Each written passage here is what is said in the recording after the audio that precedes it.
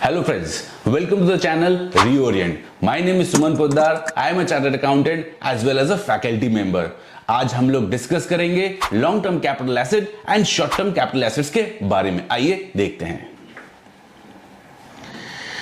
What we will learn from this video: classification of asset between long term capital asset and short term capital asset. Understanding indexation क्या होता है उसको समझेंगे। Example of indexation calculations वो भी देखेंगे। Indexation chart जो government ने पब्लिश किया है वो समझेंगे and formula for calculating long term capital gain और loss. Long term capital asset and short term capital asset. Suppose अगर आपके पास इमूवेबल प्रॉपर्टी है, जैसे लैंड है, बिल्डिंग है, उसका होल्डिंग पीरियड अगर 24 महीना से ज्यादा है then it is a long term capital asset. अगर होल्डिंग पीरियड इमूवेबल प्रॉपर्टी का 24 महीना से कम है then it is a short term capital asset. इस सेम केस है अनलिस्टेड शेयर्स के पास। अगर आपके पास कोई अनलिस्टेड शेयर्स है, उसका भी होल्डिंग पीरियड अगर 24 महीना से ज्यादा है वो क्लासिफाई करेगा लॉन्ग टर्म कैपिटल एसेट। अगर 24 महीना से कम है then it is a short term capital asset. In case of shares जो लिस्टेड है स्टॉक एक्सचेंज में, देन उसका अगर होल्डिंग पीरियड अगर 12 महीना से नीचे है देन वो शॉर्ट टर्म कैपिटल एसेट कहलाएगा। होल्डिंग पीरियड अगर 12 महीना से ऊपर है देन उसको लॉन्ग टर्म कैपिटल एसेट कहेंगे। अदर कैपिटल एसेट्स इनको छोड़ के, जैसे पेंटिंग्स हो गया, ज्वेलरी हो गया, अदर कैपिटल एसेट्स है, अगर होल्डिंग पीरियड उसका 36 महीना से ज्यादा है then long term capital asset कहलाएगा एंड 36 महीना से कम है then short term capital asset कहलाएगा।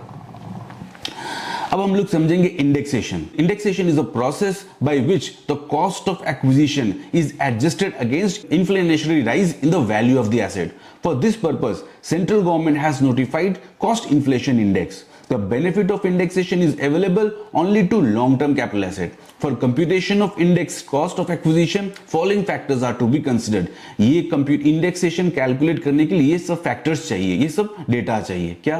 Year of acquisition और year of improvement, year of transfer मतलब sale, cost inflation index of the year of acquisition, cost inflation index of the year of transfer। ये नीचे है formula. Indexation cost निकालने formula है cost of acquisition कितना है into multiplied by inflation index for the year of sale divided by cost inflation index of the year of acquisition. ये मैंने indexation chart जो गवर्नमेंट पब्लिश करती है वो मैंने इसमें स्लाइड में इंक्लूड किया है। ये 2001-2 से स्टार्ट होकर 2023-24 तक की कॉस्ट इन्फ्लेशन इंडेक्स डेटा है। जो 1-2 में था 100 रुपीज, 2002-3 में 105 है, ऐसे करके 2023-24 में 348 है cost inflation index. Indexation cost example. अब हम लोग एक एग्जांपल के द्वारा समझते हैं इंडेक्सेशन का कॉस्ट कैसे निकालेंगे। Mister Raja purchased a piece of land in May 2006 for rupees 84,000 and sold the same in April 2022 for rupees 10,10,000. The cost inflation index notified for the year 6-7 में inflation index कितना था 122 and for the year 22-23 में cost inflation index कितना है 331. Hence the index cost of acquisition कैसे निकलेगा? Cost of acquisition into inflation index for the year of sale divided by cost inflation index of the year of acquisition। मतलब 84,000 into 331 जो inflation index है 22-23 का divided by 122 जो inflation index है 2006-7 का।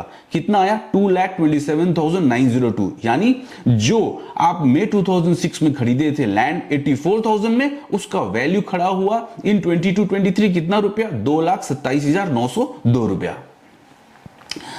ये फॉर्मूला है for calculation of long term capital gain oblique loss. पहला पॉइंट क्या है? Full value of consideration that is sale consideration. कितना वैल्यू में आपने अपना कैपिटल एसेट बेचा है, less expenditure incurred wholly and exclusively in connection to transfer of capital asset. यानी जैसे एडवर्टीजमेंट, कमीशन, ब्रोकरेज जो डायरेक्टली रिलेटेड टू सेल है ऑफ दैट पर्टिकुलर लैंड, वो यहां से माइनस हो जाएगा। इसको माइनस होने के बाद जो आपके पास वैल्यू बचा उसको बोलते हैं हम लोग नेट सेल कंसीडरेशन। उसमें लेस होता है index cost of acquisition, less index cost of improvement, जो हमने लास्ट स्लाइड में सीखा कि इंडेक्स कॉस्ट हम कैसे निकालते हैं for in case of acquisition या इंप्रूवमेंट। उसको बैलेंस जो बचा उसको बोलते हैं हम लोग लॉन्ग टर्म कैपिटल गेन या लॉस, कुछ भी हो सकता है। होप आपको समझ में आया होगा long term capital asset and short term capital assets के बारे में। किसी को कोई क्वेरी है, क्वेश्चंस है तो आप कमेंट बॉक्स में लिख सकते हैं। बाकी चैनल सब्सक्राइब करना ना भूले। Thank you.